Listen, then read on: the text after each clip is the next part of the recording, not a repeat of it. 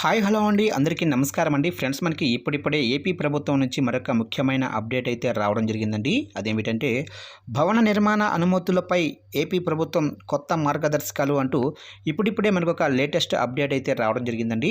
అయితే ఇందుకు సంబంధించిన పూర్తి వివరాలు అయితే మన వీడియోలో తెలుసుకుందామండి. వీడియో మాత్రం ఎక్కడ స్కిప్ చేయకుండా చూడండి ఫ్రెండ్స్, అప్పుడే మనకి పూర్తి సమాచారం అయితే తెలుస్తుంది. ఇక ముఖ్యంగా వీడియో నచ్చినట్లయితే లైక్ చేయండి ఫ్రెండ్స్. ఇక లేట్ చేయకుండా వివరాల్లోకి వెళ్ళిపోదాము. ఇక సెల్ఫ్ సర్టిఫికేషన్ స్కీము కింద ఆంధ్రప్రదేశ్లో భవన నిర్మాణ అనుమతులపై రాష్ట్ర ప్రభుత్వం మార్గదర్శకాలు విడుదల చేసింది.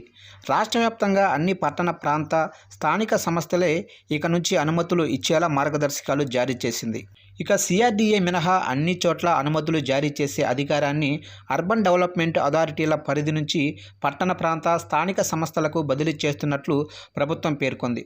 300 చదరపు మీటర్లు మించని నిర్మాణాలకు స్వయంగా యజమానులే ప్లాను ధృవీకరించి దరఖాస్తు చేసేలా చట్టంలో మార్పులు చేశారు. ఇక ఆర్కిటెక్టులు, ఇంజనీర్లు, టౌన్ ప్లానర్లు కూడా దరఖాస్తు చేసేలా అవకాశం కల్పిస్తూ మార్గదర్శకాలు విడుదల చేసింది. ఇక లైసెన్స్డ్ టెక్నికల్ పర్సన్లు కూడా ఇలాంటి ప్లాన్లను ధృవీకరించి అప్లోడ్ చేసే అవకాశం కల్పించింది.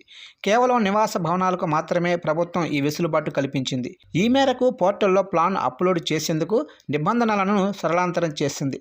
రాష్ట్రంలో రియల్ ఎస్టేట్ రంగాన్ని మరింత ప్రోత్సహించేందుకే భవన నిర్మాణ అనుమతులను సరళాంతరం చేస్తూ ఆదేశాలు జారీ అయ్యాయి. ఇక స్పీడ్ ఆఫ్ డూయింగ్ బిజినెస్లో భాగంగా భవన నిర్మాణ అనుమతుల కోసం సెల్ఫ్ సర్టిఫికేషన్ ప్రక్రియను ప్రవేశపెట్టారు.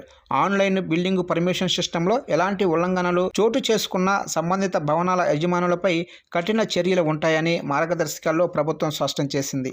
ఇక ఈ మేరకు పురపాలక శాఖ ముఖ్య కార్యదర్శి సురేష్ కుమార్ మార్గదర్శకాలు జారీ చేశారు.